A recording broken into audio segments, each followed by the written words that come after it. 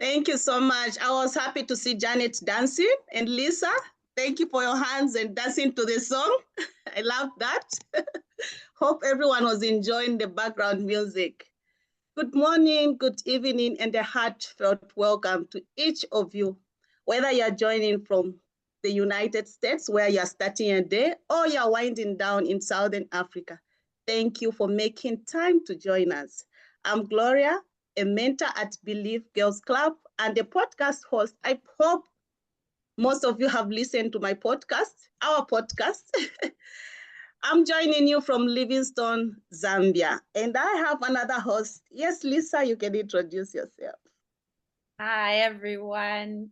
Welcome, welcome.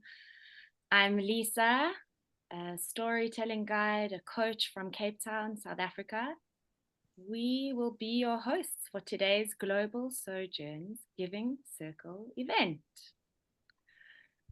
Today, you are going to hear two powerful autobiographical stories that speak to the heart of what GSGC does, building a community where mentorship, local leadership, and deep listening changes lives.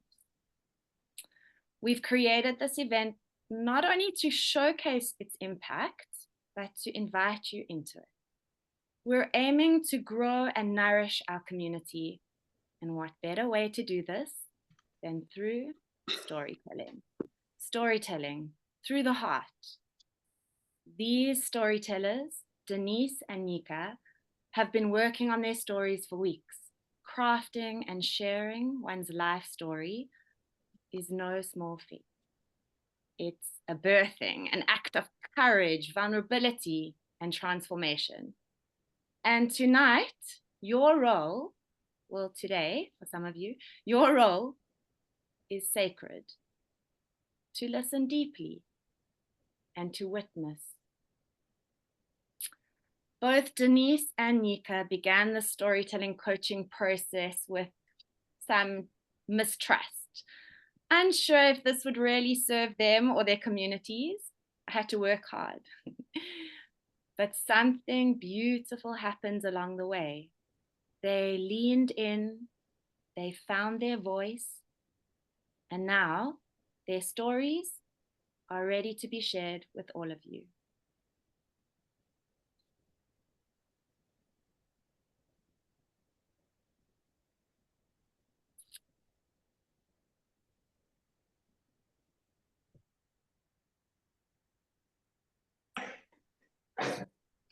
Gloria, you're muted. Oh, sorry, I forgot to unmute. So here's what to expect tonight.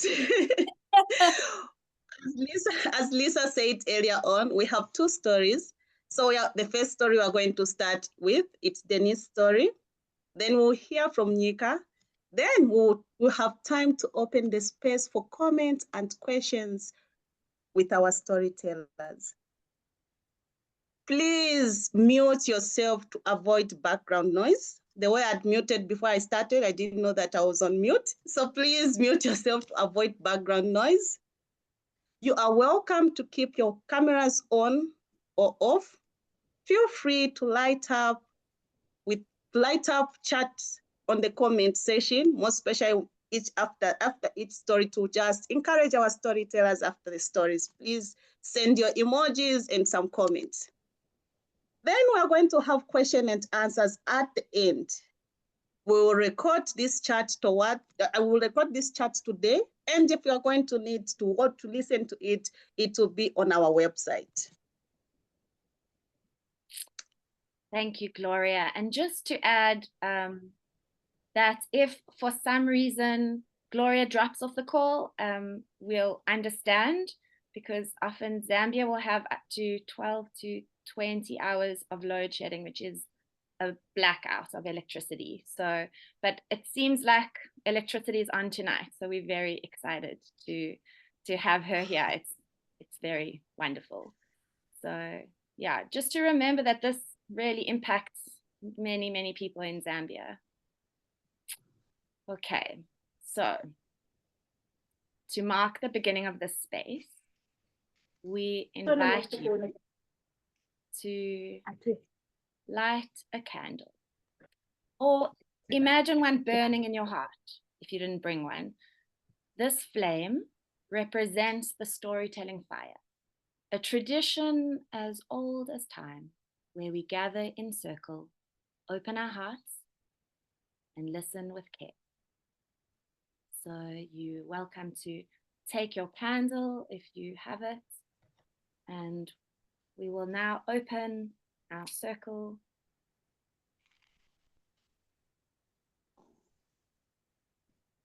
So we all around our storytelling fire together.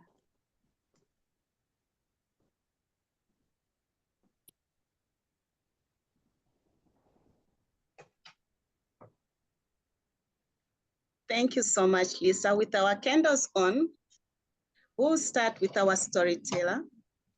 Our first storyteller is Denise, a donor, a volunteer, a woman whose journey into the GSGC community began with a simple act of connection.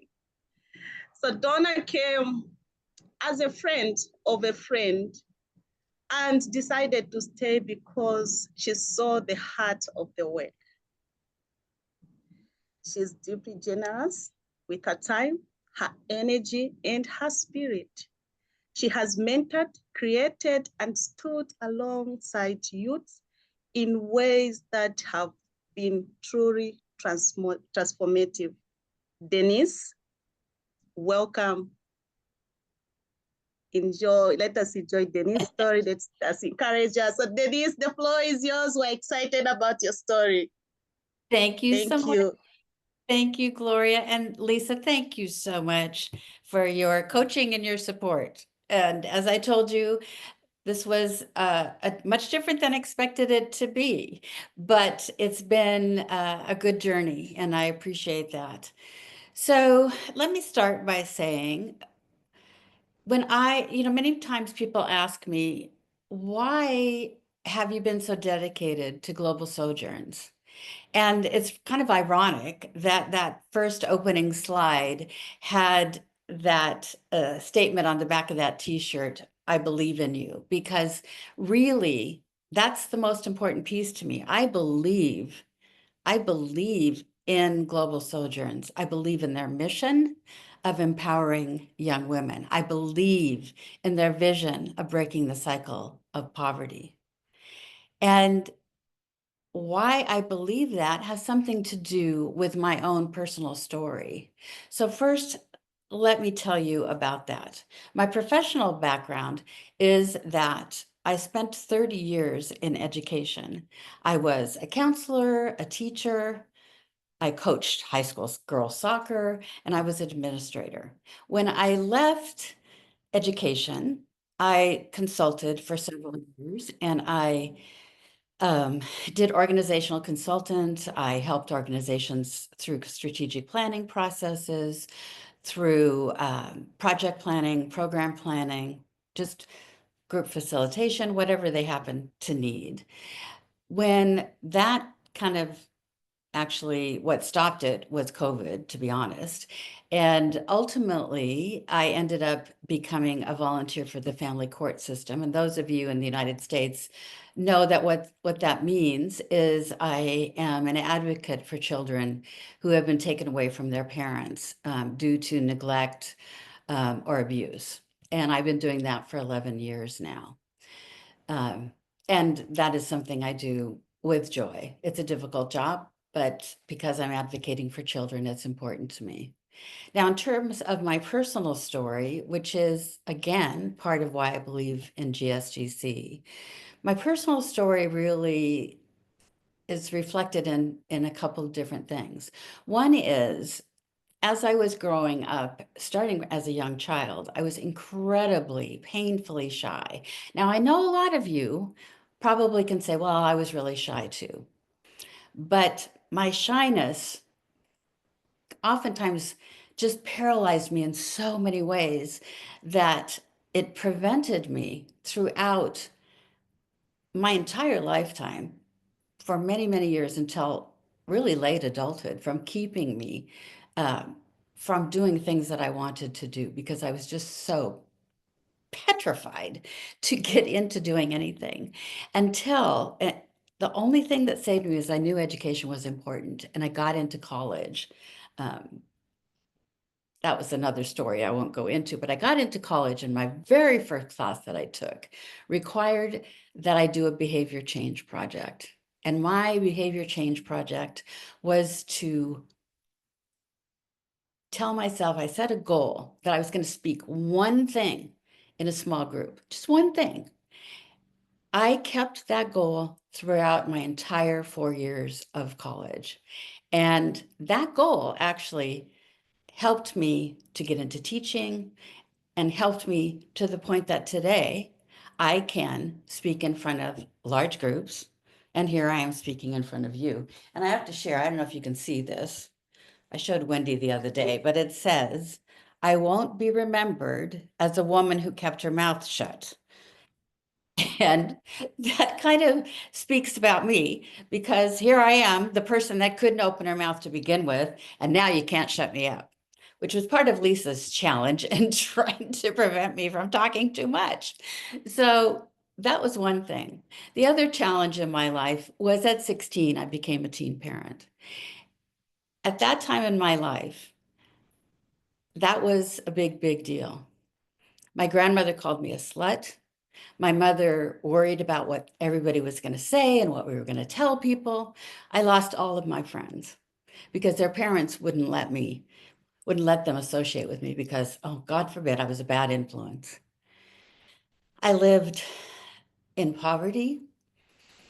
I remember one day I was getting, in the United States, we have, now they call it something different, but at the time it was food stamps.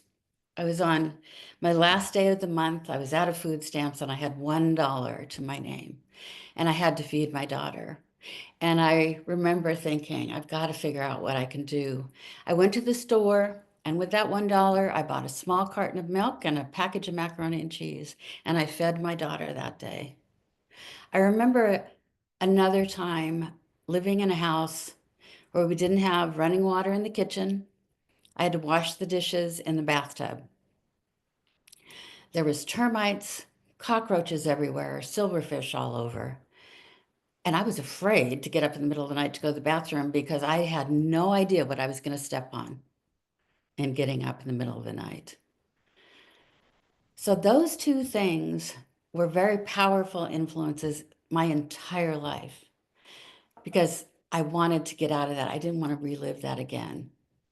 And that is part of the reason that influences me with empowering young women and the importance of education with GSGC. So you might be asking, well, how did you end up in Africa? And Gloria kind of alluded to that. Serendipitously, a friend of mine one day, just out of the blue, asked me if I wanted to go to Africa. And I'd kind of thought about it. I've traveled a lot. It was, in my bucket list, but kind of low down. But I said, sure, why not? So I went to Africa. And of course, everybody, when they think of Africa, what do you think about? Safaris. And of course, seeing all of the animals, the wildlife in their natural environment and habitat was absolutely incredible. And although I can tell you about all the animals I saw and I could think of many, many scenarios. There's a couple things that stand out to me. One was on one particular, my first trip, we had not seen a lion. And on our last morning of our safari, we finally found a pride of lions and we're following them. And the one lion, obviously it had a pretty good kill the night before because he had a really big belly and he was moving very slowly behind his pride of lionesses and cubs. And eventually they kept stopping and basking in the sun, laying in the grass. And you could tell at some point he decided, enough of this. I want to get to my den. I need to get some water. And so eventually he just passed him up. And I have this awesome picture of him sitting by this watering hole. And he just happened to turn. So I had this beautiful picture of him with his mane furled and his belly full. I mean, it's just his round belly. I will never forget that picture. And then pictures of where we at our camp of elephants at the watering hole and with their babies. And that was just priceless because I remember one time a baby fell into a little mud puddle and that baby just started crying and crying. And all the moms just huddled around it and wanted to help pick it up. And it was just so priceless how they all worked together. And then one of the other things that struck me is in that particular watering hole, it was like you could look at your watch every day and you could watch first the baboons come in, and then the elephants, then the gazelles. And it was like they all had a time schedule and they all knew, when they could come in. And I thought to myself, geez, wouldn't it be great if humans could work together like that? There's something we could learn from working together that way. So yes, I learned a lot from the animals, but you know what I learned the most from? And what struck me so profoundly was visiting the clubs and realizing from my experience as an educator, going to the clubs, the very first thing that struck me in both of my trips was being greeted by these wonderful kids of all ages with these smiling faces, not afraid to come out and see us, just being confident enough to look us in the eye and just, come up to us and say, hi, how are you? And being greeted in one club with this song, the whole club sang to us that they had written for us and practiced. And then sitting and talking to them. I mean, I remember sitting at Gloria's club and the girls just interacting with us and talking, asking questions. And I knew from my experience working with high school students for many years, high school students don't readily do that. That is something that takes a lot of time and energy and work to get them to have confidence to ask questions. It's just not something that happens overnight. And very few kids feel comfortable doing that. And I could tell the difference between those kids that were the newbies because they kind of sit back, kind of giggling and not very confident versus the ones that had been there for a while. I remember another club where they were getting ready for the creative expressions contest. And some of the kids got up and shared their talents. And one of them stood up and she said, I'm going to sing opera. And the people I was with kind of looked at each other and went, opera? And that young woman stood up and sang the most beautiful aria that just made your spine tingle. It was so amazing. And then another young woman got up and not just recited a poem that she had written about her transition from being a young woman or a young child to a young woman, but she enacted it. You could feel everything that she had experienced, and she shared that in her poem with drama. I can't hardly express to you. There are no words to tell you how we all felt when we heard that. And then we saw all the artwork they did. And again, you could tell the difference. And in that club, there were boys and girls. And it was just so amazing that it just touched my soul in a way that I could not explain to you unless you saw it. And so when I came back after that first trip, I started talking to Priscilla quite a bit. And those of you that know Priscilla, Priscilla has an uncanny ability to kind of, little by little, she just kind of ropes you in. She's kind of like bees to honey, she just little by little drags you in. So had been talking for quite a while. And one day she said to me, do you want to be a mentor to one of the mentors? And I thought, I didn't say this, but I thought, what can I, a white woman from the United States, do for a mentor in Africa? What could I possibly offer? But I said, okay, I'm game. And that's when I met Rachel, who works with Gloria in the Belief. And Rachel and I started out slow because, as Lisa alluded to, it's pretty hard to do a Zoom meeting or a face-to-face meeting in Zambia. So we talked on the phone a lot, and little by little, we became friends.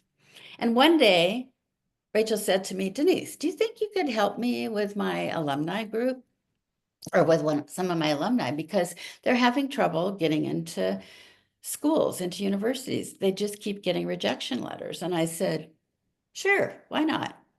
So she pulled together 4 young women, and 2 of them were kind of on the road, but we kind of started with them. And so the first meeting, we kind of introduced ourselves and shared a little bit about our stories. And then I asked them, well, what do you want to be? What do you want to be when you grow up? What is your career interest? And 3 of them were interested in medical fields. I think nurses, and it seems like one of them wanted to be a physician, and then one of them wanted to be an attorney. And so I said, wow, that's great. What inspired you? How'd you make that decision?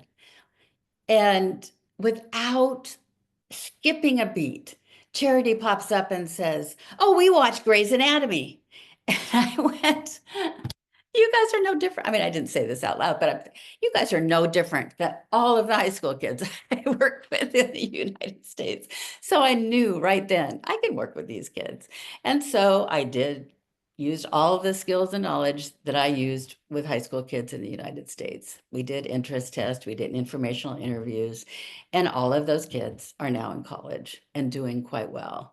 And Charity, and Kathy particularly, I'm really, really proud of. Charity ended up changing her degree to master's to public administration, and just is thriving. And we have some great conversations about what's happening in the United States in terms of the classes that she's taking. So that has been just a wonderful, wonderful experience. So in the meantime, and I'm not sure how this came about, but I'm sure Priscilla had something to do with it, I found out that Nika also had this vision about doing alumni clubs, because he also realized that while the original mission and vision for Global Sojourns was to get kids through high school, he also realized that that just wasn't enough. Things have changed, and that we needed to get some kids, it's fine. They need to get jobs. But for the most part, a lot of kids need to have some kind of training or education beyond high school.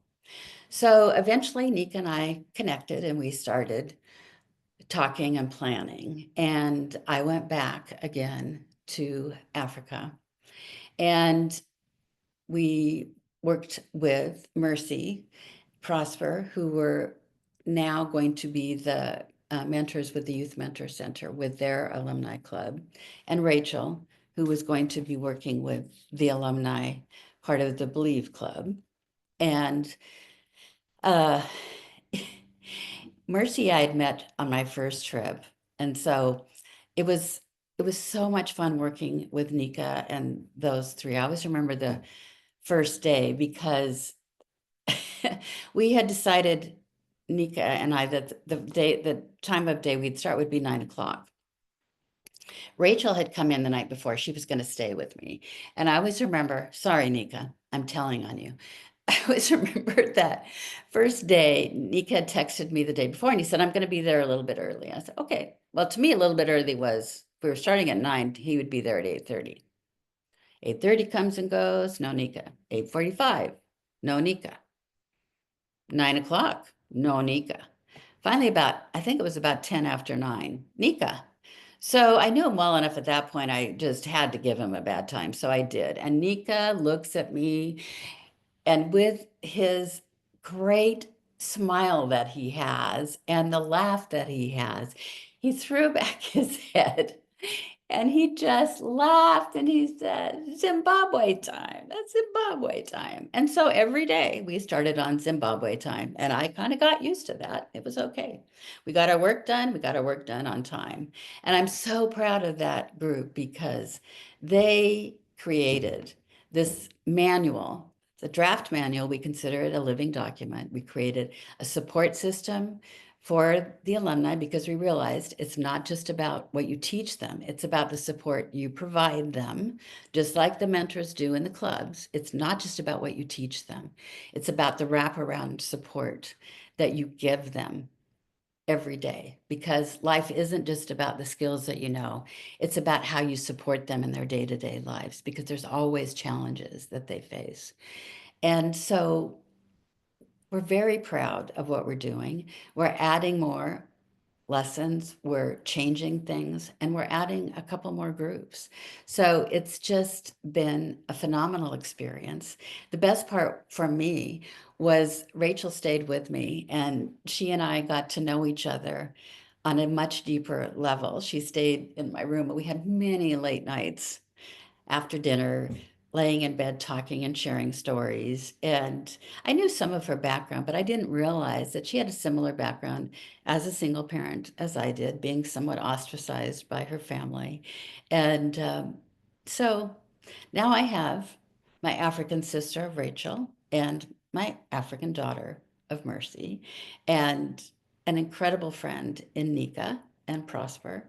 And my congratulations to Prosper, because I know he just finalized his marriage. And so I just can't say enough about how blessed I feel to be part of Global Sojourns, and how much I want to thank all of the mentors, those that I know and those that I don't, for the services they provide. And as I said, it's more than just the education and the training they give. It's the way that they work with the parents and the community. It's the leadership they provide in their communities that's so very, very important. And what I've learned, I've traveled a lot in my lifetime. I've lived overseas. But what I have learned is it's not what you see or do or experience that's important. It's the relationships you build that will stay with you for a lifetime. And I'm so thankful for that. And I'm so thankful for this experience. So thank you for listening. And thank you, Lisa and Gloria.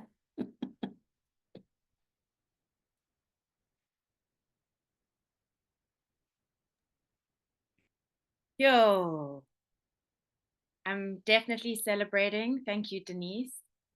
That, yeah, you did it. Whew, that was deeply, deeply moving. Thank you. So, as everyone knows, I have the privilege of working closely with Denise over these past few weeks. And I just want to say how inspired I've been by her courage, steady presence, and clarity of heart. Her mentorship of Rachel and others leaves ripples where everyone will be feeling that for years. Denise, we really honor your story, your strength, and the grounded brilliance you bring to this work.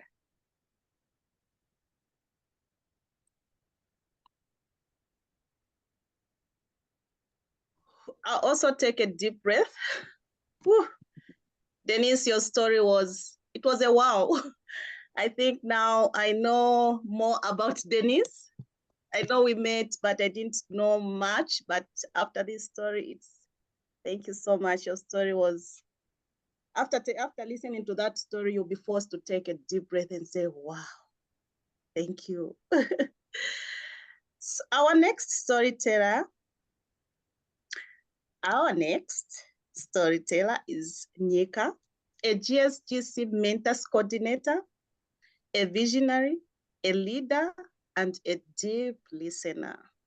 As she surprised Denise, Zimbabwean time, but he's also a deep listener. He's someone who does not wait for permission to lead, no. And his leadership is deeply rooted care and integrity. As Priscilla, our founder, says, GSGC wouldn't be here without him. I know I wouldn't be here today talking like this without Nika's guidance. He has been there to guide me. He has been a mentor. He has been my counselor. Nika, the floor is yours. Let us give Nika support by sending emojis and just lifting your hands up. Nika, you're welcome. Okay, thank you so much, Gloria. Yes, let me start by saying good evening and good morning to everyone, wherever you are. I'm just gonna dive straight into my story. Let me say also to Denise, thank you, Denise, for the story. Amazing. That was great to listen to the story. I was born in 1983, and I was born in Victoria Falls, a city that is found in Zimbabwe. This city is known of its seventh wonders of the world, which is the Victoria Falls. And not only that, Victoria Falls is known of its spectacular in terms of the animals, the wild animals that you can see on Game Drive. I remember when I was still young, Victoria Falls was still a very small city. And then we would see like elephants and buffaloes. They would actually move around in the street. And this is how beautiful the city is. But when I turned 6 years old, the spectacular disappeared from me. I found myself in a remote rural area of Jabula village because more children were being born to my family, and my family owned a very small house. And then we could not all of us fit in that house. So my parents had to find a new home in a rural remote area called Jabula village. So I was there, being a city boy, that life was so bad for me. It was very challenging. And I was actually, so challenged by that life. So, but because I was a child, immediately I adapted. I started, playing with all other kids. I used to play, games like hide and seek.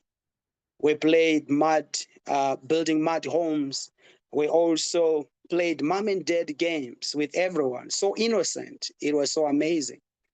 But one afternoon, when I turned 12 years old, my brother came in with a resounding voice and he called me, Nika, what are you doing there? And I looked at him, so I was very innocent. I didn't see anything wrong that I was doing.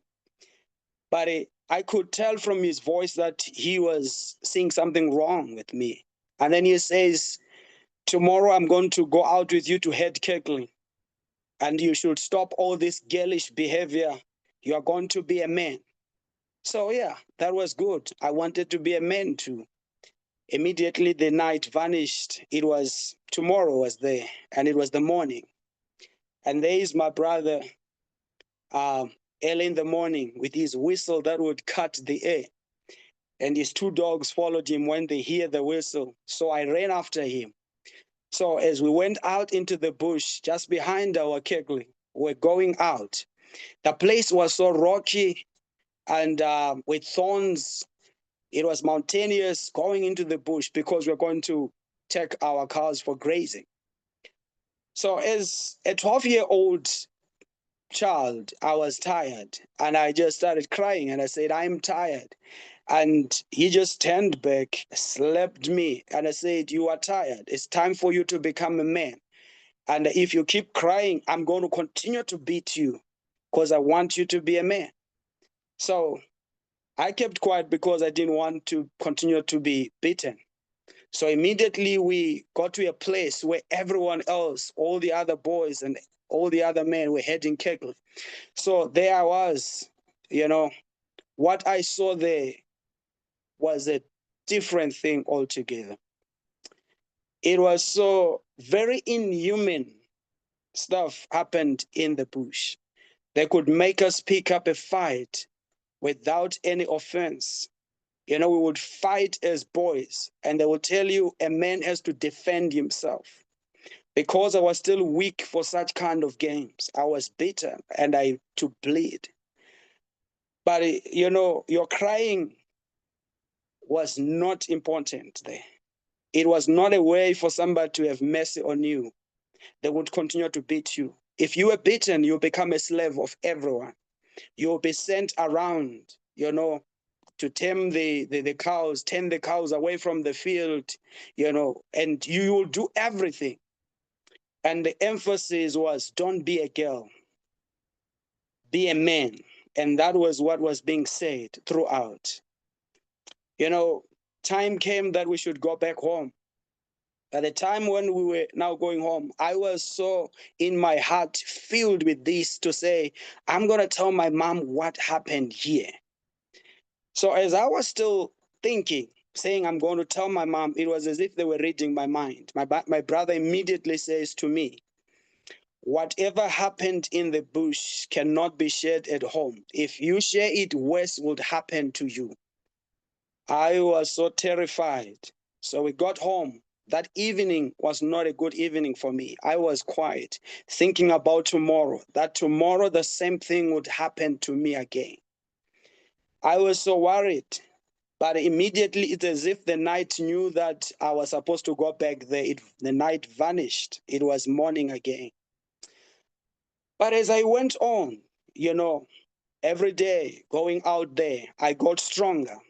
I became the so-called man, which they were saying you must be the man. I was strong for the bush. I picked up the fight. I was also the winner. I became the man. I defended myself. I fought in the bush. And we were told that what makes you weak is for you to spend your time at home with women and playing with girls. That makes you weak. It doesn't make you a man enough. So these things were done during the holiday where we would go out into the bush to head cattle. So the holiday ended. We're back in school. So when I went to school, I remember in class, I was making noise and the teacher wanted to punish me. And the teacher was clearly, he knew that sitting me right in between the girls was a bigger punishment that every boy would not want to do. So I was set right in between the two girls. There I was sitting, so quiet, so ashamed. I felt so weak. I felt, my manhood so compromised. Other boys started laughing at me. They laughed at me during the break time, laughed at me at lunch hours. We went home, they laughed at me because they were saying I was very weak because I was sitting next to girls and I was playing with girls. So it was a terrifying experience. But it wasn't long enough. I was supposed to go to secondary school, which is what we may call high school. Time came because I'm living in a very remote rural area of Jabula where there is no secondary school. I came back to Victoria Falls. So coming back to Victoria Falls now, I'm not a city boy now. I'm a rural boy. And when the city children look at a rural boy, they see this foolish, very unexposed, child. So they laughed at me, mocked at me. But remember, in the school of manhood, back home, in my rural area, I was taught to defend myself. I turned up violent. I had to beat one of the boys and he bled. So I had to defend myself. I was punished at school for that act, and everyone looked at me as a violent person, as a bully, you know. So all that went on. Now, time came. Schools were closed again. It was another holiday. Remember, in the city, I'm only there for schooling. So I go back to my rural area. And in my rural area, the school of manhood continues. Now it was time, at some point for me to be circumcised. And at this time, the circumcision was not just done for circumcision as somebody would think of, but with us in the school of manhood, it was a time for you to show bravery. That you don't express your feelings, you don't cry, you can actually endure excruciating pain. So there was no painkiller, and you had to do this process on your own. So I remember taking a very sharp thorn from an acacia tree, piercing, my sexual organ. There was a muscle that you needed to pierce. And I felt very excruciating, agonizing pain that I'd never. But you could not express yourself to say you cry or you shout out because you wanted to become the man. The man doesn't cry. The man doesn't show the feelings of pain. The process ended. It was well. But and then you have to go home in that condition. No one should know about this at home. So you don't have to leap or to show any expression of pain. You need to be strong at home. Neither my parents, neither anyone at home needed to know about this. But it was a bush thing that we had done, which explains what a man is. And then the holiday ended. I'm back again in Victoria Falls. And remember, I'm also playing with the Victoria Falls boys in the township. That's another school of manhood. But this one is influenced by media.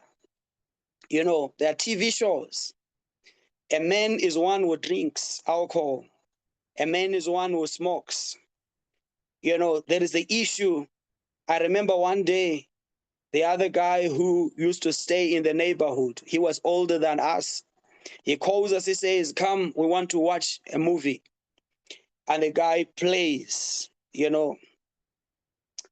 pornography right in our eyes. I knew this was a thing that would mess up my mind and really messed up my mind. I left the place. This is happening in the township. Schools close. I go back home. Another school of manhood continues there in the rural area. Now they say you are circumcised. What circumcision means to them is now we need to see that you are properly circumcised and your circumcision worked, and you needed to have slept with a girl.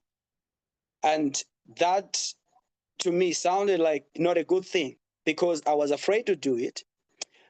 But I blushed around. I was like, no, I've done it, but knowing I did not do it. Holiday ends, I'm back again in Victoria Falls. So when I'm back in Victoria Falls for schooling, then I meet this group in school, which is called Scripture Union. Scripture Union is a Christian group. Now I'm converted into a Christian. Having been converted into a Christian, now a lot of things become sin, which was called manhood. It was now wrong stuff because I'm a fanatical follower of Christianity. Now, but I still want to feel myself as this man also. I want to fit in the group of boys. What do? When I'm in town, I feel comfortable because around me, there is a group. My friends are now these Christian boys who also believe in no sex before marriage, no smoking, no drugs, no alcohol. So I'm okay. I feel very comfortable with them. Other challenges of life are also hitting me. Remember, my family is very poor. They hardly pay school fees. You are chased from school because you did not pay school fees. But through all that thick and thin, I pass my O level.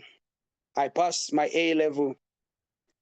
And this will be a story for another day to explain the challenges I faced during my schoolwork because of the poverty that my family would hardly pay, the fees. But I make it, I pass, I go to college. And in college, I'm going to do tourism and hospitality management. I forced myself to go to college because I know I'm living in a tourism town in Victoria Falls, and I know I'll get a job. The course, actually, the certificate I was supposed to do was a higher national diploma, which takes 4 years, but I only did a certificate because there was financial constraints at home. So I went to college, 2007. I completed my certificate. I came back, worked for a touring company, a tourism company in Victoria Falls. But I don't love the job also. I have this passion. I want to do community work. So one day I was at church. While I was in church, this woman who owned an orphanage, she was actually looking for donation from church. And then she was standing there on the podium. And then after she finishes, and then I follow the lady and I ask her, can I come and volunteer at the orphanage? Because this is a job that I wanted to do. And then she says, all well. And then I'm starting to volunteer during weekends. On Saturdays, I'm volunteering there at the orphanage. As time went on, 2010, I resigned from Shearwater, this touring company. I joined the orphanage full time because I love this job and they love me because I'm hardworking and know what I'm doing. Behold, the GSGC appears, Priscilla and Paige, and they are coming to talk about girl empowerment.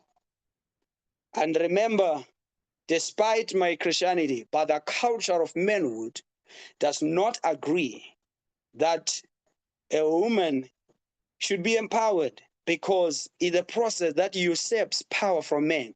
They are going to rule over men in their families, in the community. And this is what we're being taught. Women are only objects for childbearing. They have to take care of children and they don't have to go to school. They don't have to get educated. So me becoming part of that was something that really, really stressed me, to do that. I remember they started supporting a club at the orphanage because the lady who is the founder of the orphanage, she's so excited. She wants this to be done. And then I'm an employee there. I have to just follow suit. I follow suit. I'm told you will be taking care of the topics about importance of education and career guidance. And then they do print the t-shirts that are written, girls stand up, girl empowerment. When I'm coming to the club, I don't put on the t-shirt. I put it in my bag and I go there. I teach, I put on the t-shirt when I'm doing, my session. And then I take the t-shirt, put it in the bag when I'm going home because I don't want other men to see me because that's very embarrassing and that's weak of a man. So I don't want to do this. It was as if it was just the beginning. 2012, the GSGC say they have a meetup where all their partners from Southern Africa are gathering in Zambia. It's a 2.5 days meetup. I'm supposed to be there. I was dragged in. I didn't want to go there, but because this is a job, I need to keep my job. I was dragged in. I found myself right in between the ladies. They were all women in that meetup. I was the only man. I just remember the day when I was being punished by my teacher to sit right in between the two girls. I felt the same feeling. I felt my manhood was compromised. And this was actually accelerated more by the chef at the lodge. And this chef, when he was serving us breakfast, he asked me a question, say, what are you doing with all these ladies? You're only the men here. What are you doing? This was like more of a pinch. I bluffed around and I said, no, I'm just the administrator. They're doing their thing. I'm just there. I didn't want to say I was really deeply part of this. Then it happened. So I find myself now I'm back in the room. This is almost like the last day of the conference. They play a TED Talk video by the late called Lema, a Liberian woman. She's very an advocate for girl empowerment. The lady was speaking on the podium there, and I was watching the video, and I saw, you know, the group she was addressing was with men and women. I felt comfortable to listen the more and hear what this lady was saying. So the more I listened, and she was talking about the importance of empowering girls, the more she started speaking about educate a girl child, educate the nation, you know, an educated boy, educate an individual. I started thinking, you know, I was taken back home when my mom, when we chased because we didn't from school, because we didn't have school fees, she will sit there and then she will say to us, if I was educated, I would have given you a good life. And I just imagined my mother dirty, coming from the field, wearing torn clothes. And she was actually blaming the system that was male dominant, which actually sent only boys to school. But her being a girl, she never went to school. And she kept on saying this, I was going to be a nurse if I was educated. I was in the room, but I was lost. I had gone back to where, you know, when my mom was speaking to us at that time, I listened more, and this caught me. The meetup ended. I started researching more about what this means. What is this girl empowerment? What is this gender equality? What is this women empowerment? Only to discover that this was simply as women were fighting for human rights. And I dug more about this. I was so touched, and I thought I needed to be part of this. I was so excited, you know, inside of me, driven by this drive that it affected my mother. So I think I need also to be part of this. I partnered with the GSGC 2015. I went on a road trip, you know, to their partners, speaking about why we should include the boys into the girl empowerment programs, because they needed to be educated. And I felt like because they did not know about this, just as I didn't know, they will continue to do this. But if we educate them, this will be great.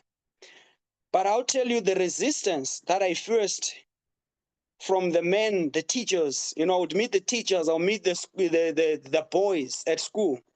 I remember one boy speaking, these girls were made for us. They were created for us. And I am looking at this boy, but after speaking, I see the boys are listening, but I could feel that the resistance, the way they will speak, they are so deeply rooted in their culture that it was a cultural belief, a cultural practice that was making this, you know, a belief that they held for a long time. And I needed to uproot this. I came back. I just disappeared from the scene because I wanted to be sure. I took a sabbatical. The entire 2006, I didn't want to do anything with girl empowerment. I didn't want to hear anything about the GSGC. I just wanted to do my job. And I said, no, I'm not going to be doing this. I'm not going to be an advocate for women again. But I was trying to think this. And I started thinking, but this was still coming to my mind. This was a good cause. But I had to rethink about this, and I was sure I wanted to do it. At a point when I was sure I wanted to do it, 2017, in November, I remember texting Priscilla, telling her, Priscilla, I am ready. I want to do this work. Because I had seen the boys, the way they behaved, and I remembered how I was raised and how this affected the boys. You know, I did not live a normal life. My life was not that normal. I was behind this mask of being a man. I was standing there telling myself I'm a man. I deprived of myself to express myself as a human being. And this really affected me. I remember starting a club. I called the name of the club Sesonke, meaning together. It means boys and girls, they have to come together.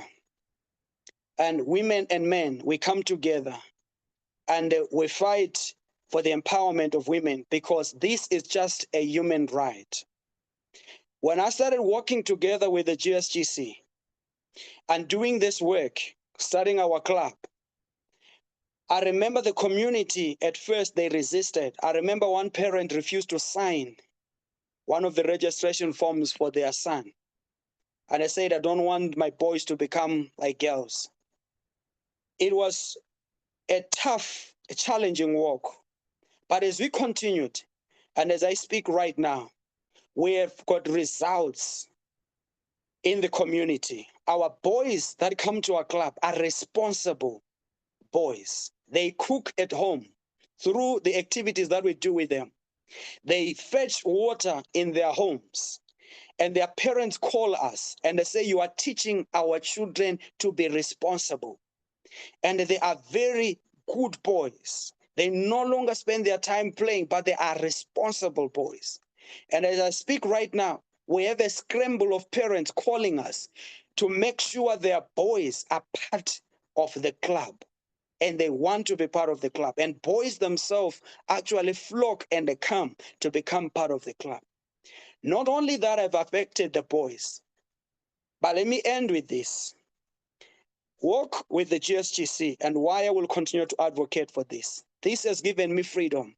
One person asked me, how is it for you now that you are a different man as before? And I said, I am not a man, but I'm a human being. I do not want to be called a man because that name has been stigmatized. I am a human being. I want to express myself. I want to tell even my wife that I'm afraid. I'm not afraid to tell her that I am feeling pain. I'm not afraid to tell her that I am challenged because she's a woman, because I am enjoying this to be just a human being. And when I am looking at a woman, looking at girls, I see other human beings. Not to hide behind the mask of manhood that has deprived me of other opportunities in my life to express myself, the freedom in my heart, hiding behind that I'm a man. I don't do this. And today, as I stand here, I celebrate myself, as a man that is a transformed human being that enjoys who he is and feels more comfortable to do whatever I want to do. I do the cooking at my house because I don't have to hide that I'm a man, but I'm a human being. Because I love baking. I celebrate to see my bakery, products after I have baked. That expresses me as a human being. And I enjoy myself to do this. And this is my story. And this is my walk. And today, I celebrate this. Thank you.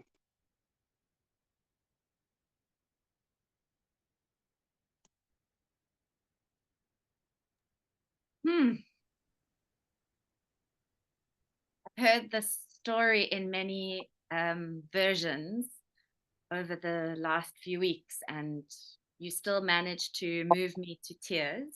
So thank you, Nika. What a really powerful story. Well done. There's not a day that goes by when I don't think about your story. And yeah, it's had a profound impact on me, and I know it will on others too. It's been an honor to have time to hear about this journey. This mentor, pastor, a father, an author, an awarded honorary doctorate, and now a storyteller. You give us all hope for what grounded, community-led change can really look like.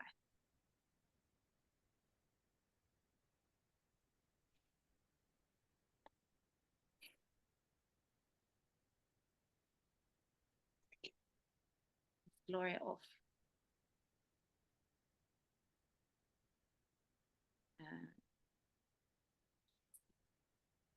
Did Gloria drop off? Gloria, are you there? Okay, she might have dropped off. So I will I will take it up. So these stories show what's possible when we invest in people, when we trust local leadership and build relationships that last.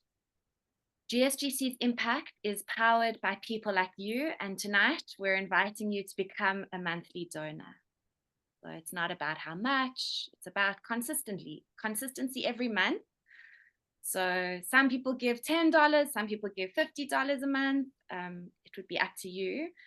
And this could really create a foundation of trust we can build on. We'll share a link in the chat where you can sign up to become a monthly donor. I think Gloria's coming back, but I've just read her part. Sorry, Gloria.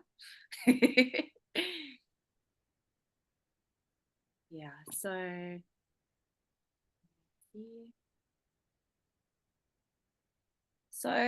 we said this was going to be an hour, but our storytellers took the stage, and I'm so happy they did. So if you are able to stay for some Q&A now, and just if Nika and Denise feel okay to answer some questions or just to have some comments shared, I can read some of these comments already, and otherwise just unmute yourself and give them some love. What moved you? What you're taking away from their stories? I think that's the way that I'll just hold this, and it will be about 5 minutes, and then I'll close the Q&A, and I will. You're welcome to stay on after we close the call, and ask away afterwards. So is anyone unmuting, wanting to share? I'll just read. Thank you, Nika, for your story and for sharing your journey with us. Denise, very moving. What an incredible journey filled with hope, deep connections, and love. Thank you for all that you are doing to make a difference in our world. Jennifer Kumalo has her hand up. Jen? Nika, I have a question for you. Do you think this experience of sharing your story, you will share your story with your club in more depth with the club? I don't know how you share your story with the club at the moment, but yeah, I'm curious as to how you will take this experience of sharing your story in a deep way through to your club. Yeah, that's my story. That's my question. Yes, actually, I'm sharing my story. It's one thing that I've always wanted to do. And I want to say thank you to Lisa for coaching me through on how to bring the events together. And this is the story that I would want to use in terms of educating the boys. So I want to use it actually as a teaching aid.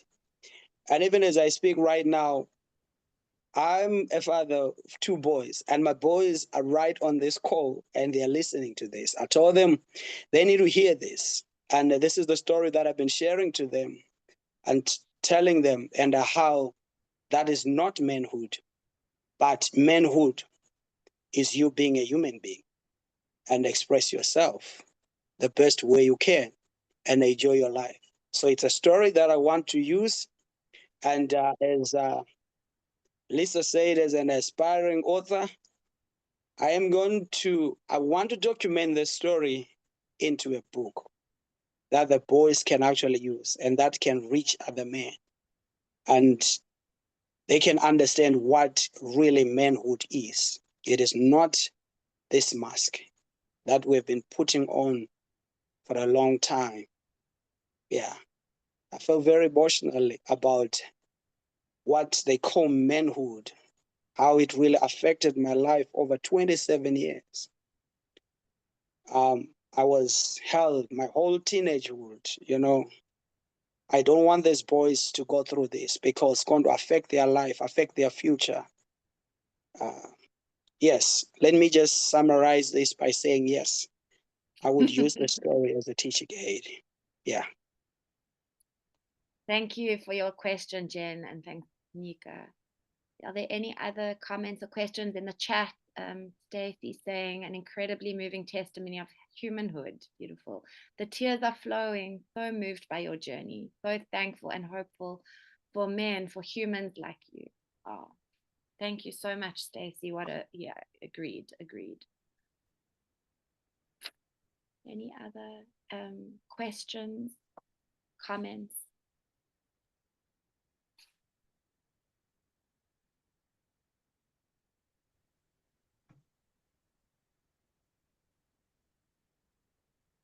Another minute. Janet is saying, so glad to see and hear such intimate sharing. Thank you so much. Sending prayers and continued blessing. Thank you, Janet.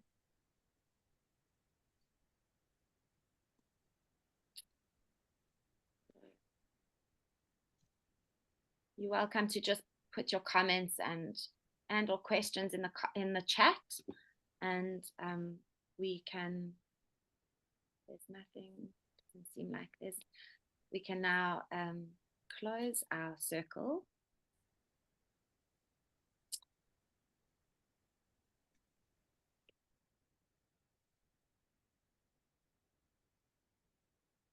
Gloria there? Yes, Gloria is there. So, are you frozen, Gloria? So, yes, Lisa, I'm here. Awesome. I'm here. Can you hear me? Can you hear me? Yes. Lisa? Yes, I can hear. There you are. Yes. My network has just become, yes, my network has just become weak.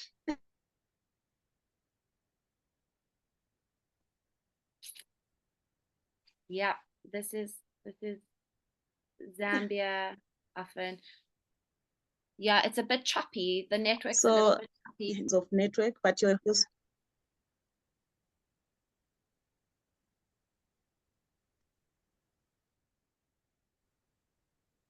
Okay.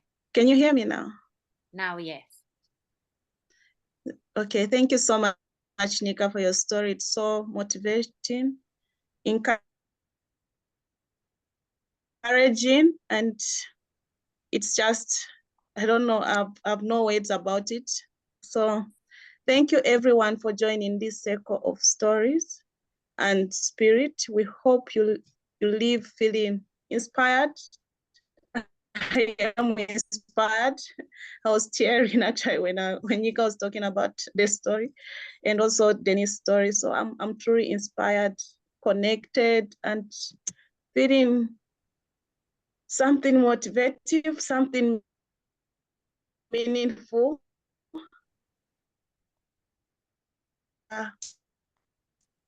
You feel stories. So thank you so much for joining the GSGC network. Over to you, Lisa. Thank you, Gloria. I'm feeling your tenderness. That story, I think, has left us all feeling reflective and yeah, it's brought us into our hearts. So thank you. Yeah, Denise, Nika, so courageous. Really, it's nothing to craft a life story into this tight time, and to share it publicly. So it's really, and it's both of those stories really have impacted us all. So thank you. May this encourage many more stories to be told and many relationships deepened. Thank you to the tech team, Devin, Wendy, Jen. Thank you so much. And I want to say I want to say happy birthday to Gloria and to Jen for tomorrow. Yay. Happy birthday. We'll be sending you lots of blessings. And yeah, thank you to everyone who has been here today. Yeah, it's been such a privilege to host with Gloria and all of you here tonight. And happy Mother's Day. Thank you, Tara. Thank you. Happy Mother's Day to all the mothers for tomorrow, which is all of our mothers. whether they're here or in our hearts, and those of us who are mothers. Beautiful. So this is us closing, and just may the storytelling fire burn inside all of our hearts and continue. We can blow out our candle if you want to close the circle, or you can keep it burning for a little bit longer. I'm gonna close us. Thank you, and let all the smoke go and give us all blessings. Thank you, everyone. And if you want to stay and